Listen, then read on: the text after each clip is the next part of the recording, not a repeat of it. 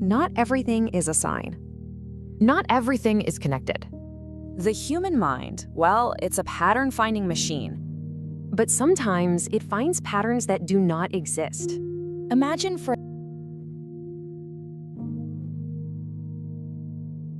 a second that you could build the perfect crystal ball, an AI that could predict every major event of the last century with 100% accuracy. Sounds amazing, right? Now, what if you asked that flawless AI to predict tomorrow? And it failed, catastrophically. Now, here's the thing. That's not a bug in the code. It's actually a mirror, and it's reflecting one of the most dangerous flaws in your own mind. It's a glitch that explains everything from conspiracy theories to harmful stereotypes, and even why you might keep making the same mistakes over and over again. That glitch has a name: overfitting. Now, it's a term that comes from the world of machine learning, but trust me, it reveals something profound and, frankly, a little unsettling about our own minds. So, in the simplest terms, overfitting is a failure to generalize. It's what happens when any model, whether it's artificial or biological, gets so obsessed with the details of the past that it completely loses sight of the future. It's memorizing the noise instead of learning the signal. So what does this actually look like on a technical level? Well, imagine a data scientist building an AI to predict the stock market. She feeds it decades of historical data. I'm talking every price jump, every news headline, every single quarterly report. The model she builds is incredibly complex, and when she tests it against that past data, it is flawless. It explains every market crash and every bull run with just breathtaking precision. But the very moment it's unleashed on live, new data, it just falls apart. So why? Well, because the model didn't just learn the market's core principles. It started memorizing irrelevant details, all the noise. It learned that the market went up on a Tuesday when a particular CEO wore a blue tie, and it treated that random coincidence as a concrete rule. The model becomes a perfect historian, but a terrible prophet.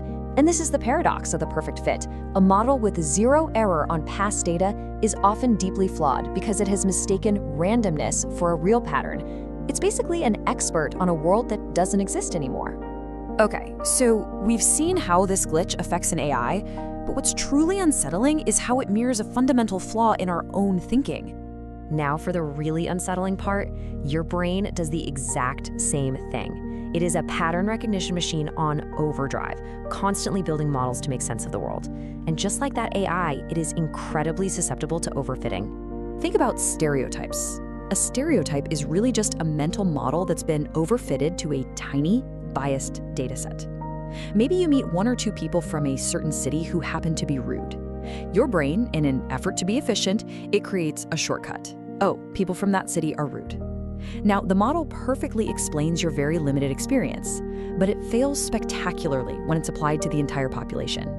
See, your brain has learned the noise, your specific random encounters, and mistaken it for the signal. And this seeps into our most personal experiences too. I mean, why do we fall into the same destructive relationship patterns? We overfit our past. We treat old heartbreaks as a perfect training set for all future romances. We build these rigid rules and sky-high walls based on past hurts, becoming so finely tuned to avoiding the last disaster that we fail to see the new, wonderful opportunities right in front of us. And conspiracy theories? Oh, they are the ultimate overfitted model. There are stories so intricate and all-encompassing that they can explain away any conflicting evidence. Every contradiction is just part of the cover-up. This is a classic sign of an overfitted model. It's so perfectly tailored to a set of beliefs that it becomes completely unfalsifiable. You know, this tendency to see meaningful patterns in totally unrelated things is a cognitive bias called apophenia. It's basically the brain's pattern detector going haywire, connecting random dots until it creates a picture that was never really there in the first place. So if our brains are so prone to this critical error, do we have some kind of built-in defense? Well, the answer might lie in one of our most mysterious biological functions. One of the most fascinating theories here comes from a neuroscientist named Eric Holl, who proposed the overfitted brain hypothesis. He argues that the very reason we dream might be to fight back against overfitting. Think about it. Your daily life is often pretty repetitive. If your brain only learned from this limited data, it would become dangerously overfitted to your specific, narrow life. You'd be totally unprepared for anything new. According to Hull's hypothesis, dreams are the cure.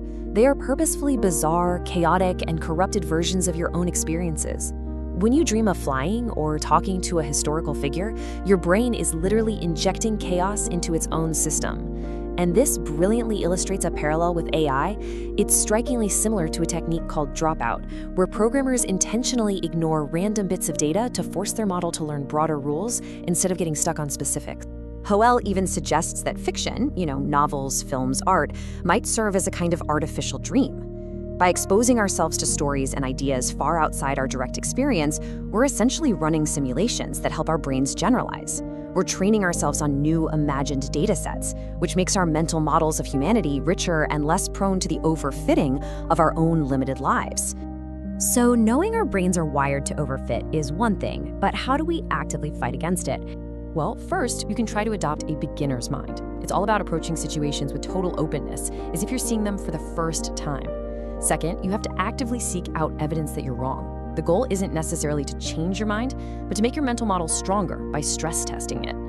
Third, use what's called transfer learning. In life, this means learning from the experiences of others through books, documentaries, scientific papers. And finally, you have to embrace pure exploration. Step outside your comfort zone. Every new experience is a fresh piece of data that stops your brain from getting too rigid. We live in a world that makes it incredibly easy to overfit reality. We can retreat into these echo chambers that perfectly confirm our biases, creating a feedback loop that makes our mental models more and more brittle. So the crucial point here is that this idea from computer science gives us a powerful language to talk about this ancient human flaw. It teaches us that a perfect explanation is probably a wrong one. It shows us how our greatest strength, finding patterns, can also be our greatest weakness. The solution isn't to stop learning or to stop seeing patterns. It's to hold our beliefs just a little more lightly, to stay curious, to value questions over answers, and to remember that the goal isn't to create a perfect model of the world, but one that's flexible enough to adapt when the world inevitably changes. It's really about escaping the prison of your own training data and learning to see reality not just as you assume it is, but as it truly is.